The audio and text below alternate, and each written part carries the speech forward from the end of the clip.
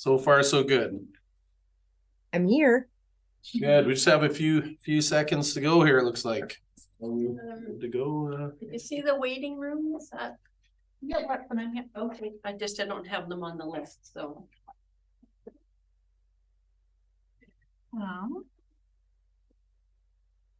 Yes, we're just waiting for Director Fall. Okay, good. We've got plenty.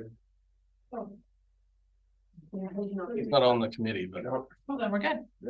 He's allowed to it. I was gonna say if he wants, that's fine with us, but I'm getting ahead of myself. Traditionally, Yeah. he usually doesn't show. No, then we are good to go at 10:30. Thank you, Alright. Chair. We're gonna have to send him a letter. he probably has enough to do. All right, it is 10:30. It looks like we have everybody that's necessary for this planning committee meeting for October 4th, 2023 already for the Cathet Regional District. Good to be working with Tla'amin First Nation on their traditional territories. So the first order of business is our approval of the agenda. And just right away, I have a couple of additions to our agenda. So just giving you notice in section 7 and 9. So should I handle that the other way, corporate officer? Any details? You can mention brief details. Okay. So I'm going to add business arising out of correspondence. Hopefully you've had a chance to look at the correspondence. We're working on that. And then under new business, since this is our subsequent meeting from our last planning meeting, I'm going to bring up renewal for item 6.1 for reconsideration. And that is the as a notice of motion, public engagement area B OCP regarding density. So any other additions to the agenda as presented? Don't see any. Do I have a mover? I'll move. Seconder, thank you. All in favor? So moved, so carried.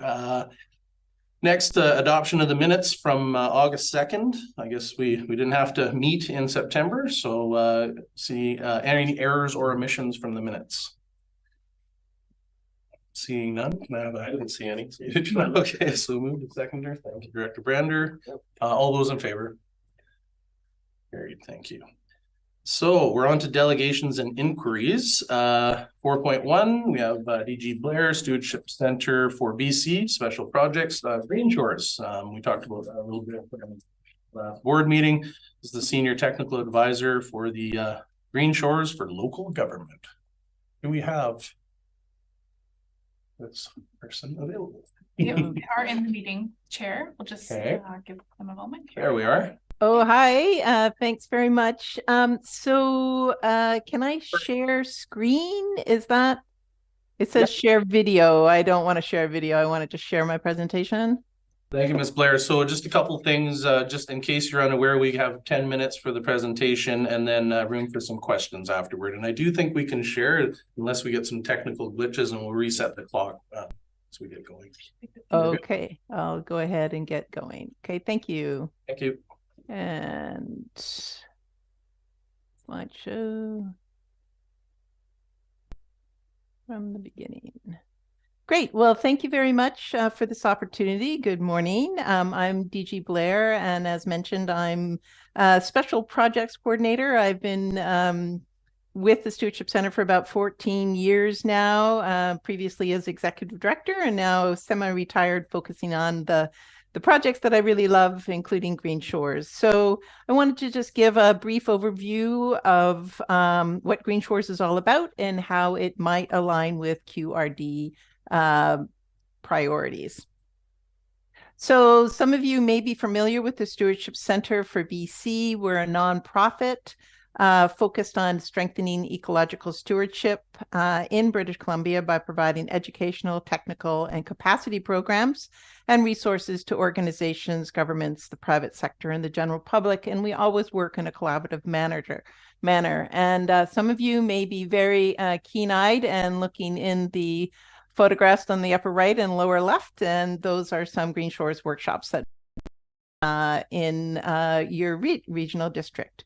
Green Shores is a keystone project of the Stewardship Center, and we're pleased to offer it in BC and now rolling it out across Canada.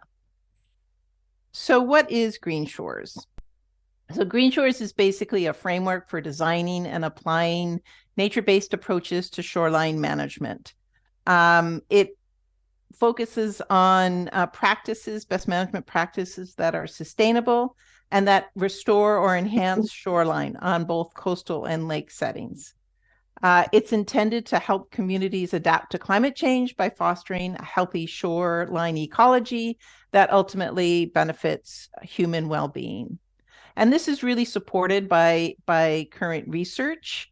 Nature-based approaches do help communities become more resilient to the threats of climate change. And overall, Green Shores promotes better understanding of the importance of healthy shorelines because ultimately people protect what they know and love.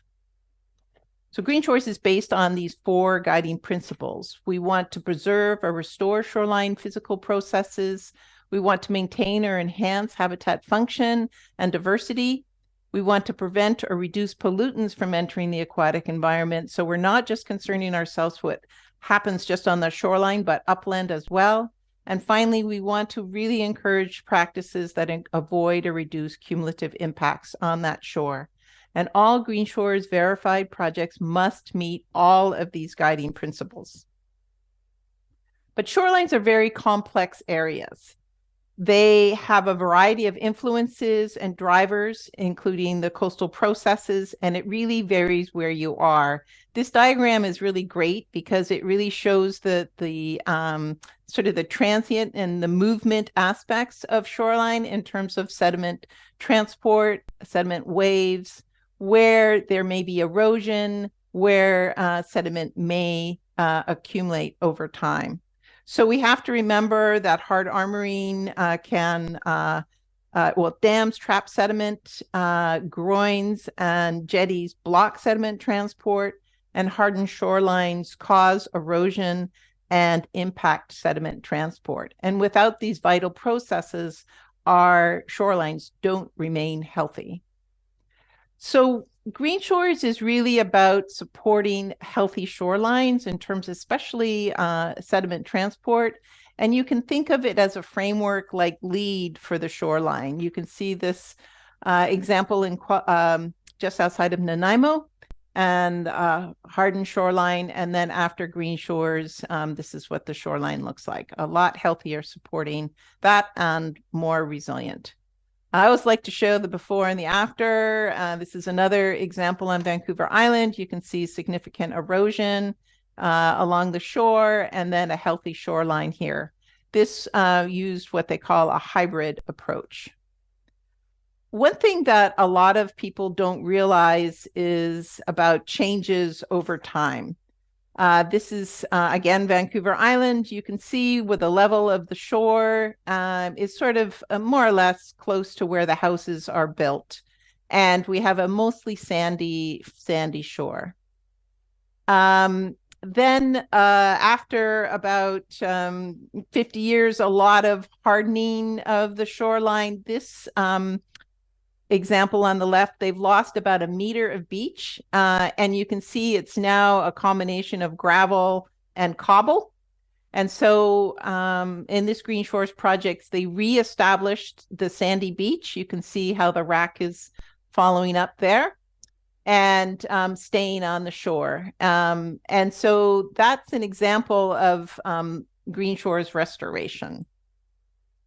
So looking more locally, you do have some examples on Savary Island of some erosion happening, and ultimately this rock armor on the right will impact the ability of the shoreline to be healthy in terms of shoreline sediment transport and impact. So we've got some local impact.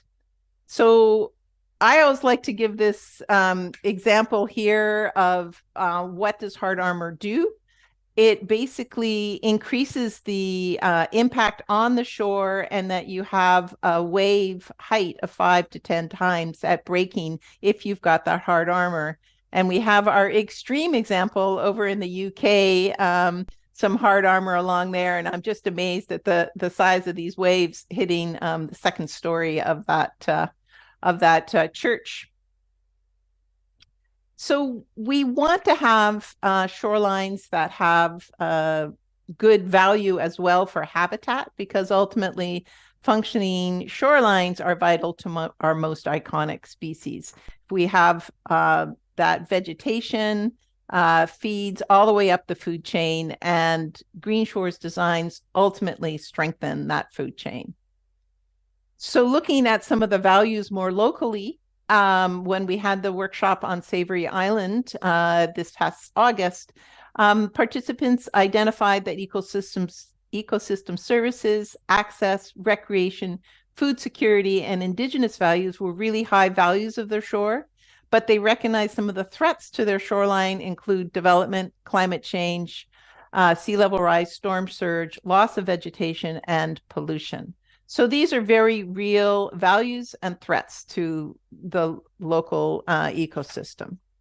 So one of the things that participating in Green Shores can help is, number one, can help demonstrate leadership in climate change resilience and adaptation planning, can help meet biodiversity and emissions goals, can protect and restore essential habitat, provide educational training for government staff and property owners and managers, like the local, the Green Shores Level 1 that just happened on Savary Island. And finally, it can ultimately offer a more cost-efficient shoreline development options. Some of those options that they identified at the Savary Island workshop include some hybrid shore treatments, some soft shore treatments, and natural shorelines. All three of these fit within those Green Shores principles I had mentioned earlier. However, a hardened shoreline does impede things significantly and is not consistent with the Green Shores principles. So, as you know, the QRD is part of the Green Shores Local Government Working Group. And as part of the benefits, you get a free annual, once a year, Green Shores Level 1. We meet monthly for some peer-to-peer learning and collaboration, and annually at a face-to-face meeting. Free enrollment for projects that want to be Green Shores for Homes and meet that certification. We work together for project funding opportunities for demonstration projects. There's resources as well as supporting Green Shores projects in your community. And we really try to be responsive to the working group's needs in terms of offering communications materials, other resources, and we have a bit of fun as well.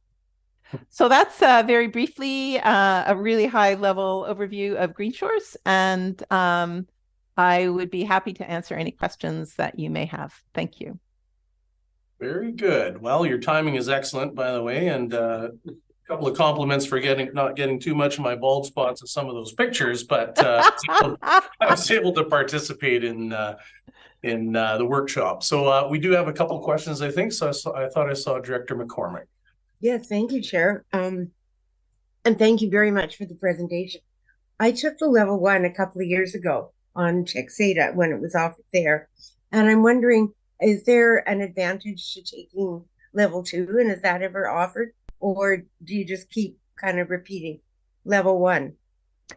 Well, that's a great question. You know, the Level 2 is more you dive a deeper dive into the application of those principles on case specific examples. So we do more design work, whereas Level 1 is more an introduction to the values and the principles and things like that. So we do offer Level 2 over on Vancouver Island right now, and certainly we are up for offering it if there is a need, and there is a charge for that. We have funding to offer the ones on Vancouver Island for free right now.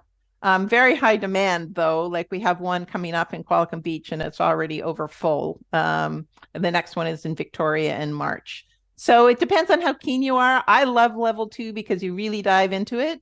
But yeah, hope that answers your question. But for the homeowners, what we've done for the Level 1 is we can go to different communities and introduce it. And most homeowners don't need to take level 2.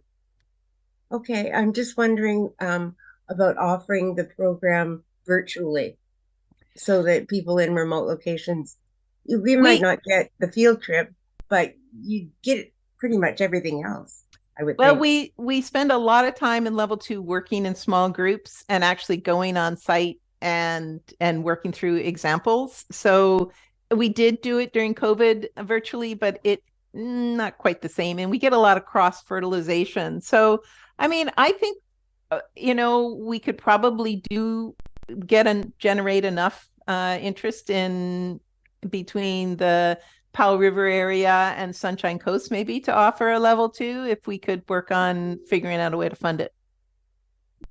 Thank you. Mm-hmm. Other questions, Director Gisborne? Oh, thank you for coming today. Lots of screens, so I'm not sure which one to look at.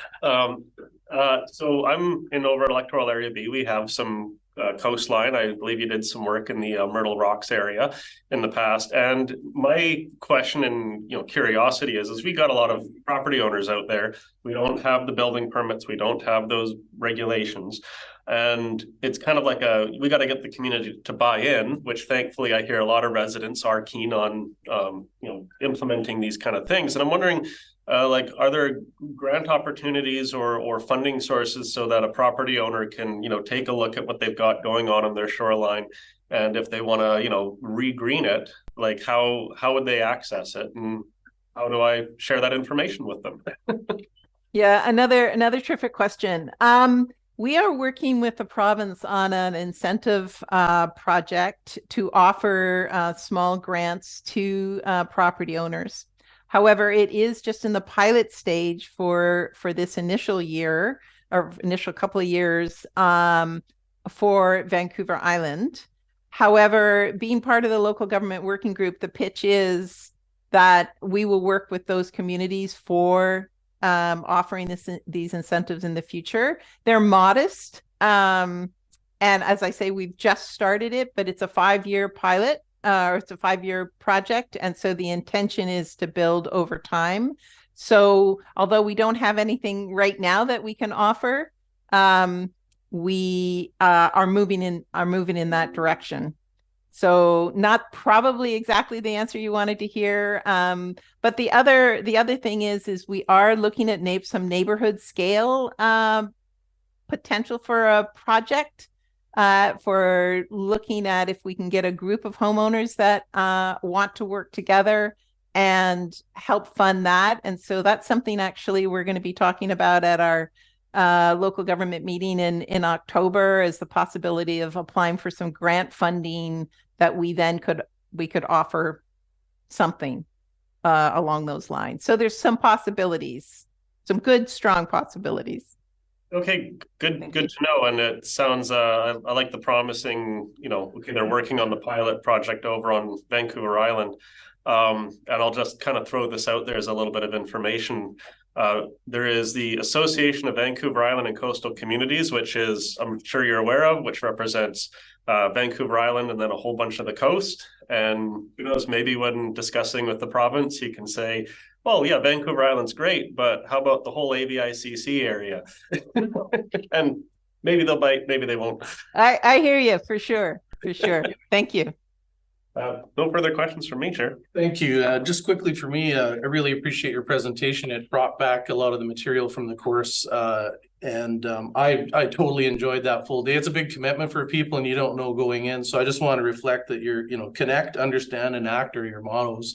And that's exactly what occurs in the workshop. So I know Director Elliott was with me as well. The participation of local government was well appreciated, but just having that well-rounded group, including contractors. So I think that leveraging, teaching them, because you mentioned small incentives, working with us definitely in the future, but I think where we leverage is the information, because most of the people that are considering taking care of their foreshores, would you agree that they're going to take action, but if they don't have the education to not completely armor, I thought, is that part of what we're getting at, is teaching people what their options are? Absolutely, because I always say our opportunity is when people are going to do something. And so we want to encourage them to use a nature-based approach for all the reasons that we know are best science, et cetera. And if they don't know about what different options there are and the fact that they are viable, then they're not going to choose that. So it's actually offering that. And the number of times I've had the aha light bulbs go off with people in these workshops is truly amazing, because they're like, oh, there are other options and they actually work. So yeah, and so I totally appreciate that. And your point about hybrid solutions, I think that going into the session, people anticipate that they're going to be told, like, you have to kind of go back to you can't do anything. I think it really was refreshing and empowering to people to say there are options to build these solutions. That picture you have of that fully armored section was a huge improvement from some of the last efforts that were made there. So thank you for, educating people that there are options. And you mentioned LEAD. That's my final question. What is LEAD? Oh, LEAD is it's a green building initiative, leadership and energy efficient design. So it's a very it's a framework for designing better buildings, and Green Shores is basically a framework for designing and building, shorelines that are more resilient. Thanks. That's a new director question there. Okay, no problem. The others might have known that. So thank you. Any other questions? I don't see any. Really appreciate your presentation, and having this on our website now allow our citizens to access the information even better. So thank you very much. Great. Thank you so much for the opportunity. Okay. Find my place here. So I think we're on to section 5, unfinished business. Don't think we have any, right? Because we moved all of our stuff down. So we're on to correspondence 6.1. September 13th, we received a submission from Liz Webster on behalf of SILT on Savary, and regarding some work towards their OCP review that's going to come up, and basically a water study. So hopefully I know we don't usually typically review correspondence, but have a motion coming out of this in section 7. So hopefully any discussion on the correspondence? Let's see the motion. Let's get to business. Okay, great. I just wanted to make sure you had a chance to review it. So we'll move on to item 7.1, which is our motion, and maybe we can get that up on the board. I think it'll make sense. And I did receive an email from staff that basically we're going to fill in the blank, and I'd like them to maybe, as we look at this, is it appropriate for them to explain the figures that you've come up with? Is that Ms. Rodden? Thank you, Chair. Yes, I wanted to just share that staff have the same concerns as were raised by Ms. Webster in her correspondence, as do many of the other residents on Savary Island that we heard from during the Let's Talk Land Use engagement. And as a result, staff actually have been actively seeking out hydrogeologists to find out what a scope of work and cost would be to do a groundwater study. I think it's critical to inform the OCP process, and $60,000 is the amount that I would suggest filling in the blank with. And I have included that amount in the draft planning budget for 2024. Thank you. So obviously, should we fill in the before we? It'll let me type. If it'll let you type, yes. I can wait for that. It's okay. I can wait for that. I can't share at the same time. Oh, of course not.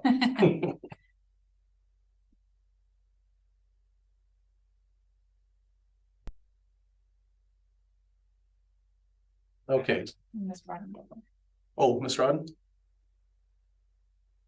Oh, you're on mute. Oh, you're still on mute. Yeah, through the chair, I'd also like to add that Ms. Greenan our manager of financial services, confirmed that there is more than adequate resources in the non-stat reserve fund for planning to cover this cost. Right, I did see that. Thank you for that piece of information. A very key piece. All right, so it looks like we have a correct motion. I'll read it, that the committee recommend to the board that the board directs staff to include $60,000 in the 2024 planning budget to conduct a Savary Island groundwater study. Second. Thank you. Discussion. Director McCormick, I saw your hand flash there. Sorry, I was going to second the motion, Oh, but any yeah, comment? no, I support the recommendation. Thank you. Thank you. I saw Director Brander, and then we'll go to. Thanks. Through the chair to the planning department, I guess. Is there any hope for grants to support paying for this study? Ms. Rodden, or I guess Ms. Rodden first. Through the chair, that has not been researched, but it is some work. We could do that research to see if there are any potential grants available. We appreciate it. Director Gisborne. Well, that was actually going to be my first question, because I do recall, I think there was one over on the island and there was a grant available for a groundwater study, because as I understand the whole water situation is that the water is technically owned by the province. And then when, you ever get a water license that says, you're allowed so much, per day kind of thing, but the water is still owned by the province. So it's a really good, avenue to poke the province to say, hey, we want to do a water study and it's your water. So could you please kindly put some in the pot?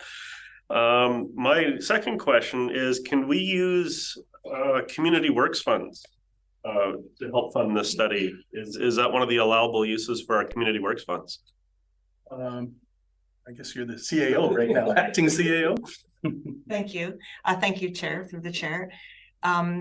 I'd have to look into that a little bit, but on the face of it, it seems like it would be a allowable use because it's a capacity study and it is for water. So both of those are usually eligible costs, but I'll confirm that. Okay, wonderful. And one of the other reasons I'm excited to see how this plays out is for those that were in attendance at the Myrtle Rocks Golf Course talking about water, there was a number of people asking about the aquifer over in Area B. And I know that if we pass this resolution, I'm going to start getting people knocking and calling and saying, hey, when are we going to do a water study? So I know these things take time. We can't do it all at once. So I am curious to see how this plays out, because Savary Island does have a unique challenge when it comes to water, and how individual Gulf islands get their water it's different across all areas. And I know I lived on Gabriola, almost no water. I lived on Denman, and I believe they studied their water and they found that their lake was actually being filled by a spring that was connected to a lake on Vancouver Island, and it was filling the lake underneath the ocean, which kind of blew everyone. You never know. You never know, and that's the importance of having these kind of studies. So thank you, Chair, for bringing this forward. Saw Director Doubt there. Just a couple of comments and a couple of questions as well. Curiosity never fails me. So I read this letter and I thought, gee, people are asking, which doesn't surprise me, asking the regional district to do some testing and some qualifying of provincial assets that the province licenses people to drill wells into. So my understanding is that the provincial government manages wells, they license wells, and basically it's a provincial resource that they grant people licenses to withdraw from. People are worried. I've read the letters and I understand people's concern about drinking water and the quality and the quantity of it. But it seems like another issue of downloading from the provincial government to the regional district in this case. And as Director Gisborne has pointed out, this isn't the only place where people are likely interested in the quality of the groundwater. Probably throughout the areas of the regional district that at least those who don't have an operating water system, and probably even the ones that do have a operating water systems that work on wells, would like to study their aquifers. And I'm surprised at the number of $60,000 to study Savary Island, because the letter talks about water quantity, which I think is simply measuring how far down the well it is to the water level on different properties and seeing if that's dropping. That's one simple way to do it. There's a lot of wells on Savary Island, and you might be able to do that for $60,000. But then there's the question of quality and whether or not there's seawater intrusion, and if there is, which wells does it include and which ones doesn't, and which ones are at risk and which ones aren't. Seems to me that $60,000 is a fairly low value for doing that. I'd be interested to see, you know, the quality of a study that you get, and can you get a good quality study for $60,000 that actually does what people want it to do? And then what do you do next? Because I think probably the goal is to say, this is how much water we've got. This is the limit of number of households that can be supplied. So is the regional district going to limit the number of houses after we've done the water study and say, that's enough, there's already too many houses, we're not going to allow anymore? There's a couple of questions. Yeah, I was going to say, you brought up the points there. Sort some of those out, maybe you can answer some of them. You keep track of all of that. Confused. I think one of your points is provincial funding. You know, I don't know if that's more appropriate question for the acting CAO, if we have explored any provincial funding avenues for this type of effort. Thank you, through the chair. I think that's a question that should be directed to the planning manager, planning services. Rodden? Through the chair, I've read the previous report dated 1996 that was a preliminary assessment of the groundwater resources of Savary Island. I've had it reviewed by 3 hydrogeologists who gave advice on the potential cost. And I will note that the previous study did include, it was also supported by the Real Estate Foundation of BC, Savary Island property owners, BC Ministry of Environment, Lands and Parks, British Columbia Ministry of Health, Capilano College, and RRR Construction. So there was a lot of collaboration on that previous study. And I think that is a wise approach to take going forward. But the hydrogeologists I spoke with, you know, endorsed the previous study, and we'd be updating it. And the fact that we will be in an official community plan process provides the opportunity for community engagement and having property owners get involved to monitor the quality or the quantity in their wells and share that information. So it wouldn't be a hydrogeologist going out to each and every property and doing that. We would be seconding support from the community to get involved in a voluntary way. So there's lots of time to seek partnerships, funding, put that all together, because this work would be entertained in 2024. Okay, sorry, just so we've got some follow-up. We'll go with the Director Brander first. Thanks, Chair. I'm just thinking, because there is, you know, no real time frame on this, would it make sense now, and I'm kind of asking the staff this, would it make sense now to put this placeholder in the budget for next year, or would it make more sense to ask for a staff report to look for funding and then revisit it later on? Yeah, I actually, I'm just going to step in. I actually have an amendment to my own motion regarding the funding kind of questions that we have. So I think it'd be appropriate, but we have a mover and a seconder, so we need to consider the motion, and then we'll, is that how we do that? Thank you, through the chair. So we do have a motion on the floor that was moved and seconded. However, you can put forward an amendment to amend the original motion to include, Maybe I'll just do that now for everybody's sake. I move that the motion be amended to insert the phrase "and direct staff to investigate grant opportunities and the potential use of other provincial funds for the study," after the phrase "groundwater study." Sure. So we can put that up if you like. We should for folks watching as well. Could I offer a friendly amendment? Other provincial and federal funds? Yes. Oh no, wait, sorry. I was thinking about green shores for a second. No, fresh water. I think we're on track with the provincial on the funds. province. Yeah. Well, I guess do I need a seconder now for the amendment? Second. Thank you. Discussion on the amendment. Okay, I'm just going to add that I had the same concerns and sort of doing this on the fly. I really appreciate the comments from the other directors because we're all aiming at the same thing. You know, I was speaking with the CAO after our UBCM conference recently, and what do we all hear from almost every ministry that is involved with water of any kind is that they have to understand their groundwater supplies and quality. And so the timeliness of this is very, very appropriate. And SILT submission is also a good indicator that the people on the island are watching and understand the issues, and they need more information. So I do think that 60,000, thanks to staff for, you know, coming in with a reasonable estimate and getting those 3 different kind of quotes, if you will, and looking forward and planning for 2024. So I appreciate all the efforts made. And I agree with Director Gisborne, it won't be the last of our discussions around water supply and quality. So seeing no other hands, we will vote on the amendment. All those in favor? It's like none opposed. Motion's carried. Thank you very much. Amendment is carried. Or sorry, the amendment's carried. Director McCormick.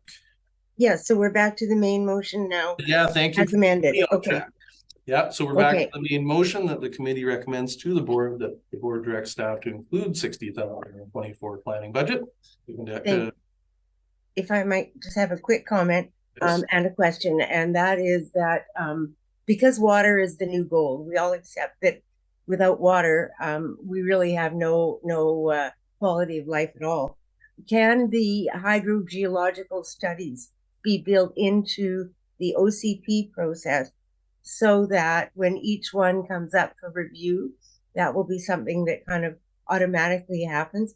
I think it is important to do it uniformly, you know, across, you know, the areas. And so that would be a way of building it into a process that already exists to ensure that we capture this information in each of the electoral areas. So that's my question, I guess, to Ms. Broad. Thank you, Chair. Yeah. Before we vote, Ms. Rodden. Through the chair, by all means, that's something that can be embraced in future OCP processes as well. Thank you. Yeah, one of the interesting things around water that I learned is as it's provincial jurisdiction, and in Area B, there's been a few kind of, hey, what's going on with water? And people get kind of confused. Over the last couple of years, I discovered that the provincial government has an observation well network. And sometimes they're helpful and sometimes they're not. And there is an observation well on Savary Island, 408. So that could also be a good place to start. I clicked on it, but it said that their website is down. But yeah, so that's something to potentially also share with the Savary Islanders, that there is a current provincial monitoring well there, and maybe when the website's back up, it can have some helpful information. So thanks for the info. So I think we're about to vote. All those in does everybody understand where we are and the motion for discussion? All those in favor? The motion's carried.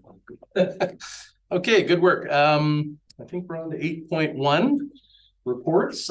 Green Shores for Local Government Working Group. Obviously, we've had some information about Green Shores, and there is a recommendation.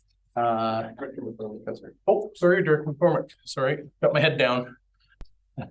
Go ahead. The recommendation. Oh, thank you. Seconder? Thank you. Discussion. I think we had quite a bit of discussion with after the presentation, and it makes nothing but sense in my opinion. Director McCormick's hand. Oh, Director McCormick, yes. Yes, thank you, Chair. Yeah, you know, I really support this. I think it's a great program. I'm glad that we're involved.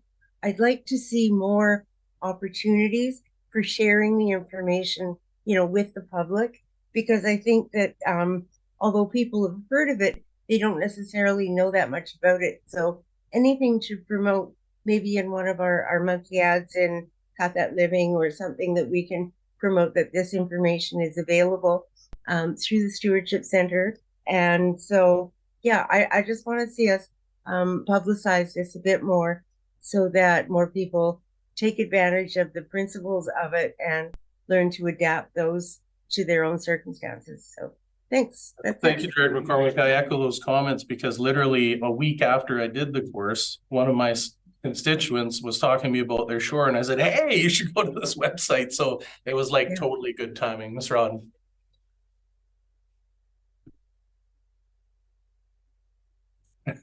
Through the chair. I just like to add that the learnings that have been had by staff as being part of this local government working group have been immense. And we share this information with each and every waterfront property owner that contacts the regional district with questions, whether they're looking to purchase a waterfront property, whether they own a waterfront property and are looking to do some development along the shoreline, whether they have concerns with erosion. We are now able to promote best practices, and we do have a lot of information for the public on the website, but we can step it up and have more of that available in the coming year. Yeah. Great, good stuff, Director Gisborne. Yeah, this kind of reminds me a little bit of like the Fire Smart. It's how to encourage property owners to, make educated, responsible decisions on their property. It is, of course, disappointing to hear that the grants are only available for Vancouver Island. So I support this motion, and I'm also thinking that we should, at a future meeting, come up with a resolution to send to AVICC and advocate for, a similar kind of grant program for our region as well. And maybe that can be handled through the AVICC or UBCM, because I hear from about the Fire Smart folks that, there's money available, they go and get the assessment. And, quite often people will even say, I don't need the money, I'm just going to do it anyways, because it seems like the right thing to do. So, even if the grants are available, it doesn't mean everyone's going to accept the grant, but it's kind of that carrot to encourage people to get involved. So I think that should be an upcoming resolution. I think we got a long ways for the deadline for AVICC though, so. Yes. Okay, I think are we at the vote now? Through the chair, if there's no more discussion, we have a mover and seconder. So. Great, okay, any more discussion? Seeing none, all those in favor? Motion's carried. Okay, 8.2, there's a provincial referral for an aquaculture use amendment application for Taylor Shellfish Canada in Oakover in my area, Area A. We have a mover for the recommendation. Director Gisborne, seconder, Director McCormick, discussion. I'll just add here a good staff report. Obviously, there's other levels of government involved here, such as we're used to, and but it is really refreshing to see the detail here in what appears to be sort of a new way of operating in the existing footprint of this lease, with some new technology and really good detail about their best practices and debris management plan. I think those kind of, when we get information like that, it'll allies a lot of our fears, and we can answer questions for people that at least the process is being followed. So I was really glad to see the detail on this, and I have no qualms with the approval. Any other discussion? Seeing none, all those in favor? Motion's carried, thank you. 8.3, there's a request for an extension application for simultaneous OCP and zoning bylaw amendment for 7406 and 7440 Nootka Street in Electoral Area B. There's a recommendation. I see Director Gisborne. We have a second. I would like to move an alternate. Okay. Alternate. I'll move that the committee recommend to the board the Cathett Regional District decline the request for a 6-month extension to the deadline for Trace Development Limited and then the rest of the motion. And I'll explain why. I'll let you. If I get a seconder. Through the chair, if I may, just for clarification, we're just substituting the words grant A to decline the request for. Yeah. Thank you. Put up on the screen. Yeah. Okay, so just for everybody, we're just changing the word, I think approve or grant, to decline A. Decline. Decline that. Yes. So do we have a seconder for this? I will second it because I want to hear what you have to say, Drew. Yeah. I made a mistake. I've thankfully been kept in the loop with emails between our staff and the public. I've seen the deadline of September the 22nd going around, and I've had a lot going on this summer, and I thought, well, September, 6 months, we must have passed this resolution in March. Reading the staff report corrected my memory that we passed the resolution on February the 22nd. And from the emails between the staff and the public, it was clarified that the 6-month deadline starts from when the board passes a resolution, which is February the 22nd. So March 22nd, April, May, June, July, August. August 22nd is 6 months after February 22nd. The request for an extension came in September after the 6-month deadline. So under our own policies and bylaws for development approval, I don't think we can approve the request for an extension. If we do decline the request for an extension, we refund their money. They can resubmit the same extension, or sorry, the same proposal. I'm fine with them resubmitting the same proposal, but in order to maintain, trust with the community, it's a very kind of hostile and contentious issue up on Nootka, that we want to make sure that we are following our processes and policies to the letter so that we don't, erode the public trust. And I think the fundamental issue, though, that's going on up on Nootka comes back to our housing policies. There was an email back in April about the property owner putting manufactured home pads, like RV pads down at the location, which are quite small dwelling units. And as was informed, RVs are considered a dwelling unit under the zoning, and density is regulated to 1 dwelling unit per hectare. So I commend the property owner for trying to provide housing that's more in line with our housing needs assessment, smaller units. But as staff have correctly pointed out, the zoning bylaw states 1 dwelling per hectare. The issue with that is, well, if it's a small dwelling, little RV, or a 6,000 square foot house, it's still 1. And that's where we're having some challenges up on Nootka, and I've been hearing about those challenges for many years. But back to the specifics about this request for an extension, the request came in after August 22nd, and as my math is, that's after the 6-month deadline, which is unfortunate. Okay, maybe Ms. Rodden, is there any detail you can kind of flesh out for us on?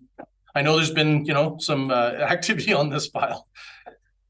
Yes, there's been a lot of activity, and the appendices to the report provide evidence of that activity. So they've completed the first 2 conditions that the board had set for their application requirements.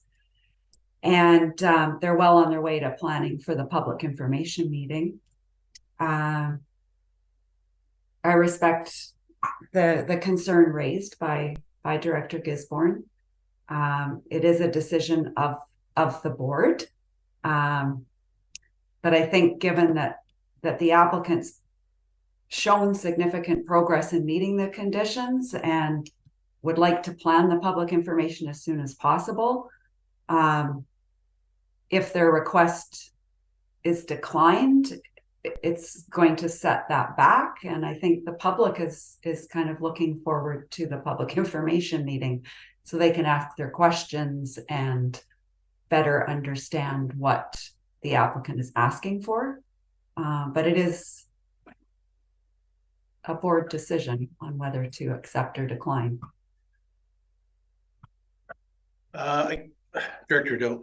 I just have a little detailed question. Director Gisborne mentioned in his remarks that if the deadline wasn't extended, that the applicant would be refunded any fees that they've had to pay for their application. Is that the fact, or do the fees remain with the board because work that had to be done during that time?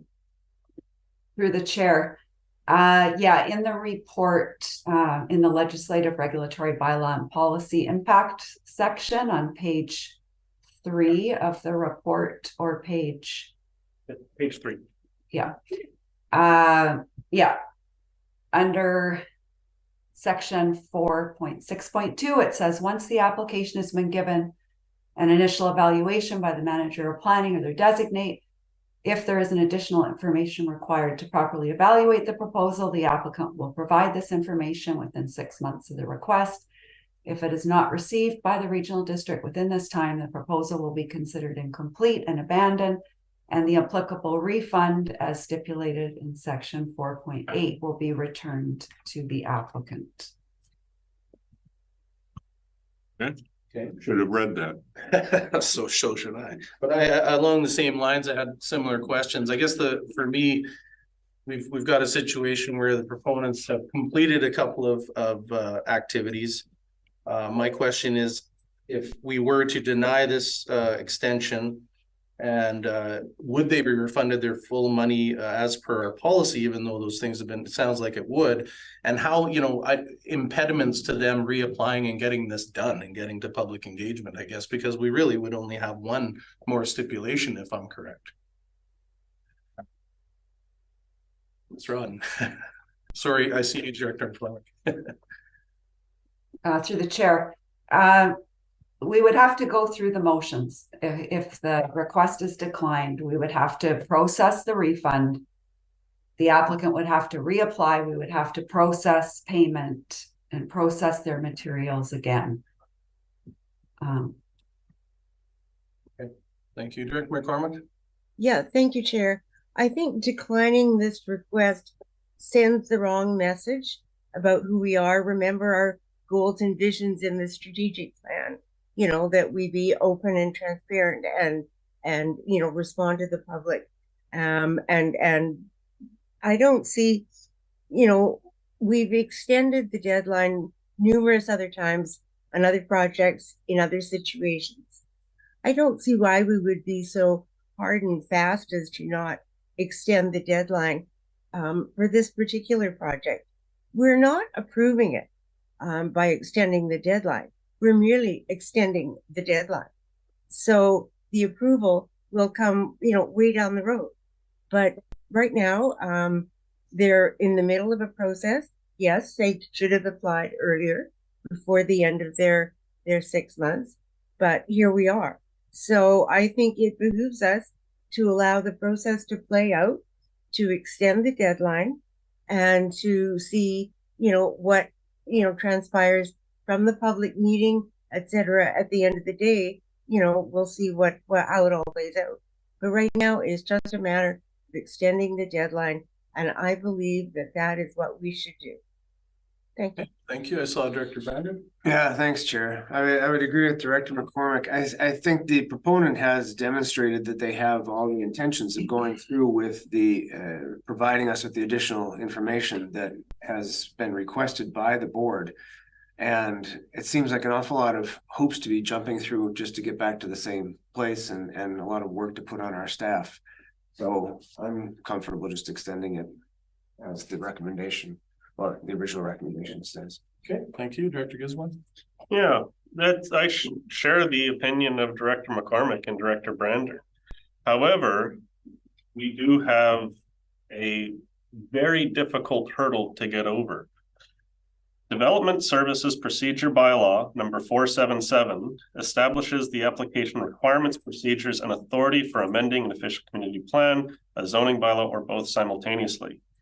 As was correctly read out by our manager of planning, Bylaw 477, once the application has been given an initial evaluation by the manager of planning or their designate, if there is additional information required to properly evaluate the proposal, the applicant will provide this information within 6 months of the request. As has been confirmed by staff, that clock started ticking when the board adopted the resolution on February the 22nd. That meant that 6 months ended August 22nd. If it is not received by the Cathett Regional District within this time, the proposal will be considered incomplete and abandoned, and the applicable refund as stipulated in section 4.8 will be returned to the applicant. So that's the deadline, August 22nd. That's where it ends. And the reason these deadlines exist are when these applications come forward, it causes controversy in the community of what's going on and uncertainty, and we don't want these things dragging out for too long. 4.6.3 of that bylaw states, upon written request by the applicant prior to the lapse of the application, the regional board may extend the deadline for a period of 6 months by passing a resolution to that effect. Our bylaw states that the application for an extension must be received prior to the lapse of the 6 month period. The request we received in September.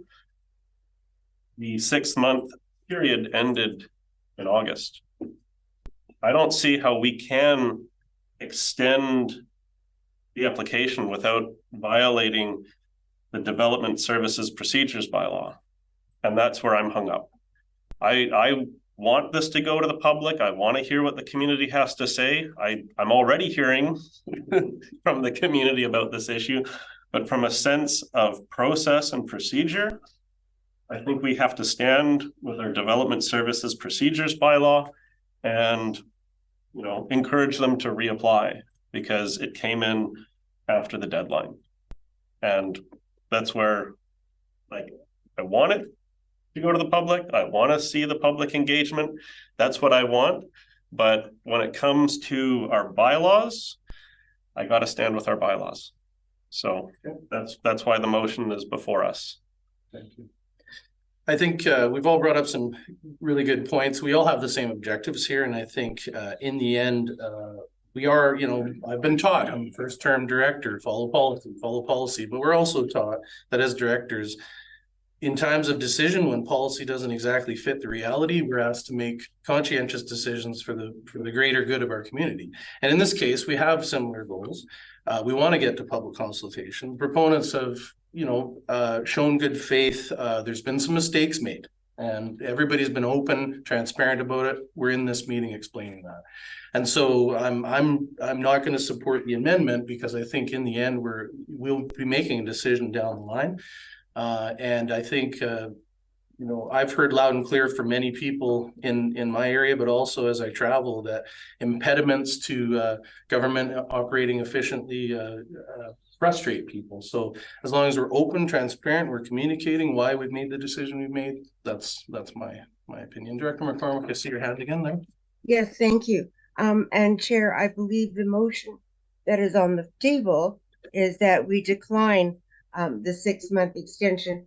So I would like to propose an amendment, and that is that we grant a 6 month extension as the recommendation is written in our report.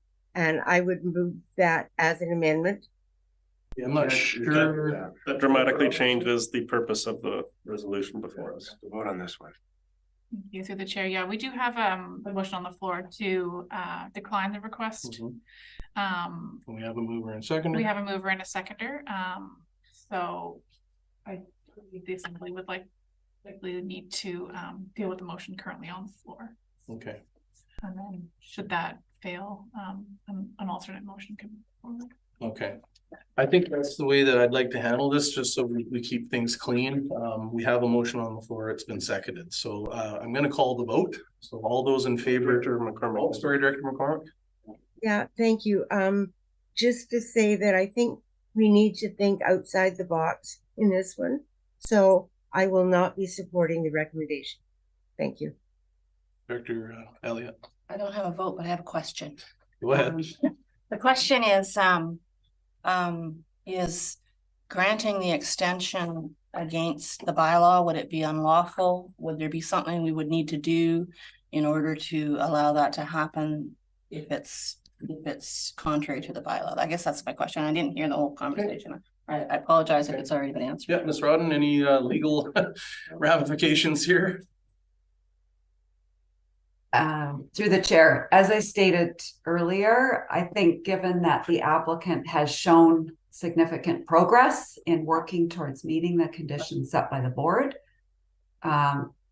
granting.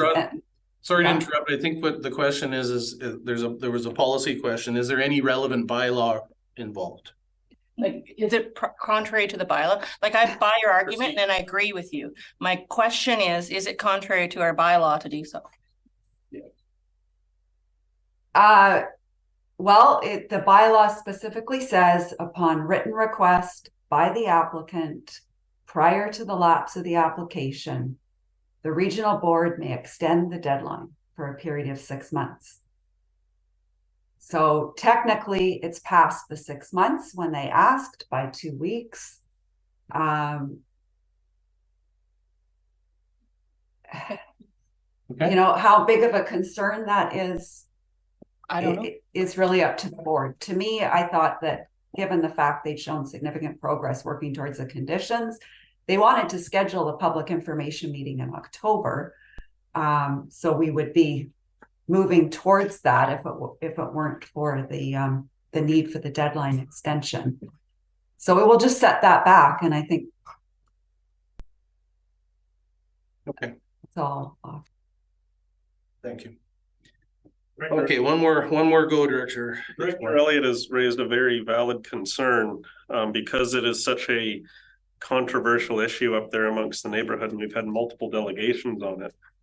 I do have a concern that if we're not following our development services procedure bylaw, and we do grant this extension, the residents up on Nootka that are opposed to this development, do they have now some kind of legal grounds to come after us?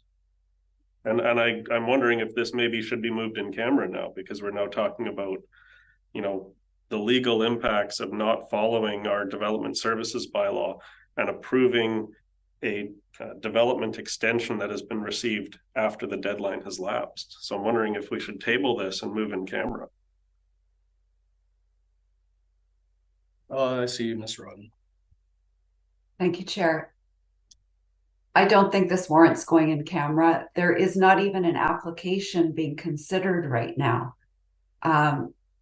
The application hasn't been, all it has been received by the board, and the board has asked for further work to be done. And so I don't think this is an in-camera decision. This is a decision of the board, and the applicant is waiting to know what that decision is. So I think it's a simple decision. All right. Yes or no. If it's no, they'll reapply. The board made these stipulations, and our policy and bylaws state that they have 6 months to complete it. If it is not received within the time, Sorry, Director Osborne, we've heard your points, made some valid points. I have actually called the vote here on this, right? So I've allowed some extra discussion because it's important, but I think we've all made our points. So I'm going to call. No, I'm going to call the vote. He's not on the committee, right? We've heard from others. So are you moving the motion? We're voting on the amendment. So Just alternate. yes. It was put forward as a main motion. It's not an amendment. Oh, it's a main motion. Thank you. Yes, so we are going, because you're right. You did change the main motion. We're going to Vote, if the committee recommends to the board that the Catholic Regional District decline the request for a 6-month extension to the deadline for trace development limited to meet conditions associated with the application for a simultaneous OCP and zoning bylaw amendment for the Pollock parcel located at 7406, 7440 Nootka with that legal description. All those in favor? Point of order? Yes. I hate to be this guy. If you're calling the question, it is a separate motion that has to be voted on to end the discussion. So is And there then another round of discussion? No, it's not a debatable motion. I can explain, I'm sure. Or Director Brander, sorry. You can you can put the question. Okay, I'm putting the question in here. So all those in favor of this recommendation? The decline. Is this a motion to end discussion, or is this a motion on the? No, it's the motion for the recommendation. Yes. Chair, if I may, to put the question, you do need to have a seconder, and then we'll vote on Okay.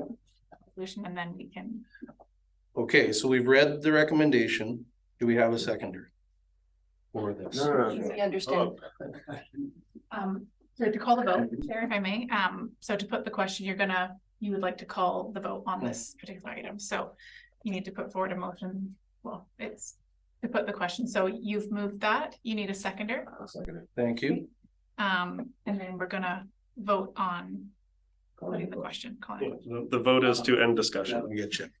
So discussion on calling the vote? No, Thank you. Sorry. Okay, we are calling the vote. All those in favor of the declining or of the Just let me just just calling this vote. There is a motion to end discussion. We're calling the vote. So All those in favor of calling the vote. Okay, and those opposed. Okay, 3-1. So So the motion is carried. Now we're going to vote on this recommendation. Do I need to read it again? No. Thank you. All those in favor of this recommendation? Director Gisborne, all those opposed? Thank you. Okay, thanks for helping me fight my way through that for. Okay. Yes, Director Brander. Move the original motion that appeared in our. Thank you. Seconder, Director. Second that. Discussion. Director Gisborne. yeah, our bylaw 477, which is not just a policy, it's an actual bylaw, outlines what we can and cannot do when it comes to. Sharon, I think we've heard this information a few times already. Yes, we have. Can you get to the point on this discussion, please? Point is, I don't think it's even appropriate for us to be discussing an extension because under our own bylaw, we're not allowed to even grant it. Okay, any other points? Give me lots of time here, folks. Okay, I think I've made my points. So we are going to call a vote on this recommendation. All right, all those in favor of granting the 6-month extension? And all those opposed? Thank you. One opposed. We all know who that is. Okay, we're getting there. 8.4 is a referral, provincial referral for a subdivision. Lot 300 3907 Blair Road in Electoral Area D. We're seeing all the areas today. We have a recommendation. Sorry, a mover. I see Director McCormick. Thank you, Director Brander. Discussion. Yeah, Director Gisborne. Yeah, when I looked at the map, I see, I think it's a proposed septic field. And yeah, here we go. It's on page 7 out of 11. And proposed lot B has a septic field, which appears to be what, 0.3 meters from the property line. And I see a well over on proposed lot A, and I'm just kind of wondering about, like, you know, the setbacks between water and sewer, which I know it's a Vancouver coastal health question, and I'm sure they'll have a much closer eye on it. And I'm just wondering about those setbacks, you know. I know some folks really don't like it when a septic field is being essentially dropped on a property line, and that can cause some disputes. So I'm just curious. Planning staff, Anybody have any more information? Yes, Ms. Rodden. To the chair, that is the reason for the one condition on the recommended action, that proof of water and septic servicing on proposed lot B, that it meets provincial standards. And as the report discussed, Vancouver Coastal Health has been involved in the well drilling, and they will review the location of any septic fields in relation to setbacks from wells. It's outside local government authority. Okay. Any other questions? Okay, seeing none, we'll call the question. All those in favor? See any opposed? It's carried. No new business. Oh, sorry, my new business. Yeah. Trying to get this done.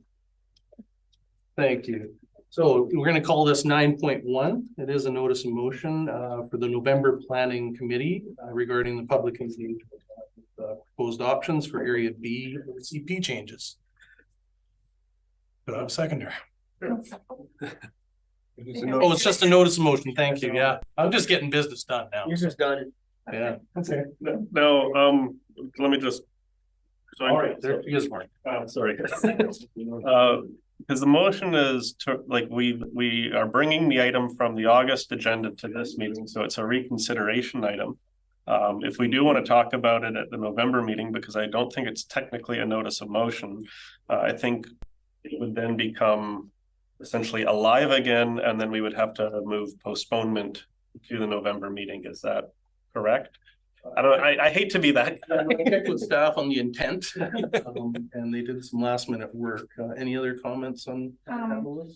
If I may, Chair, at the moment, this is just a notice of motion to bring an item forward in November. At the November meeting, we can discuss, I believe it would be renewing a motion, and we can deal with that at the November meeting. For now, this is just a notice of motion that you have intent to bring something forward.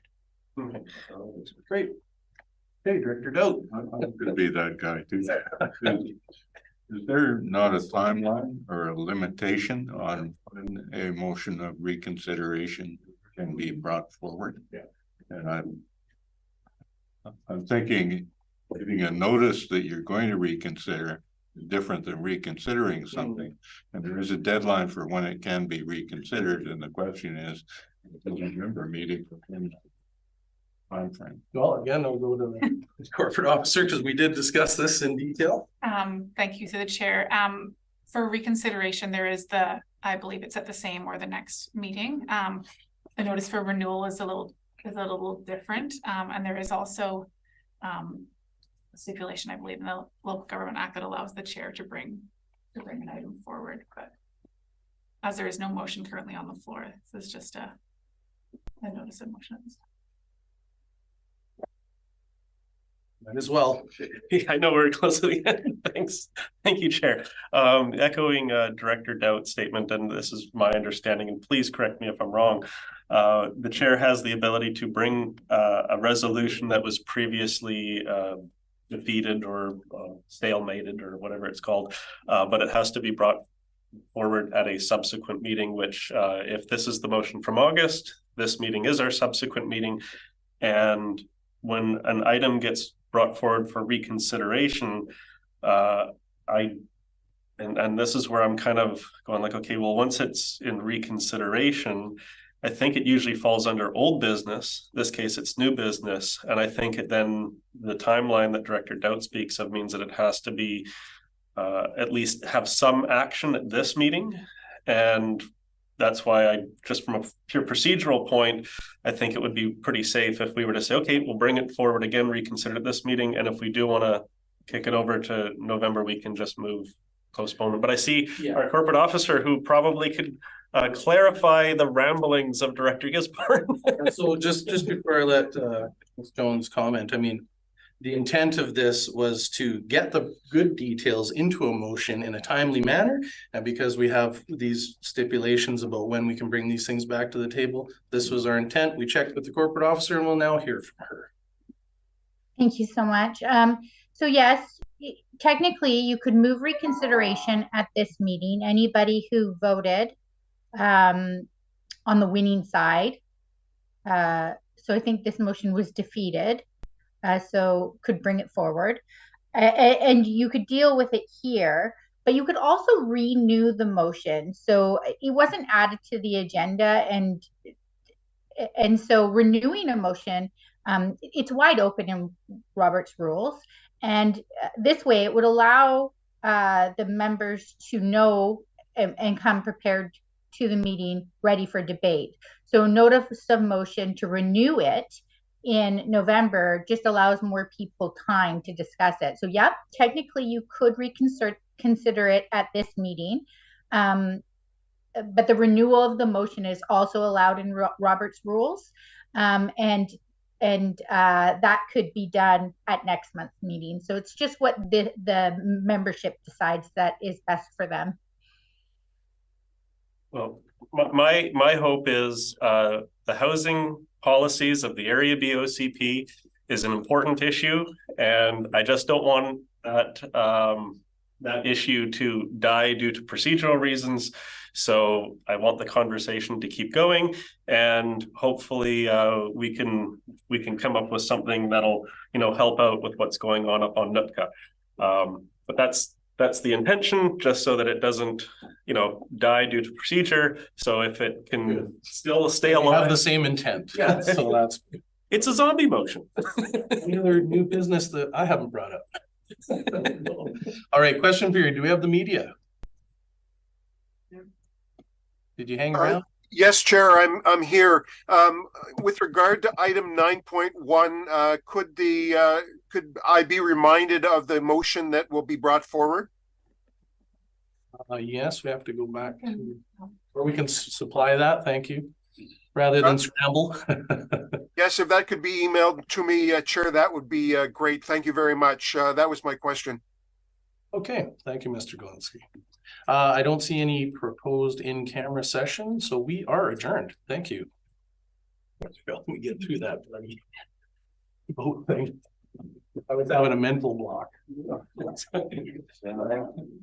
Thank you, Chair. It happens daily. Well, the goal is to make it good. Yes, I know.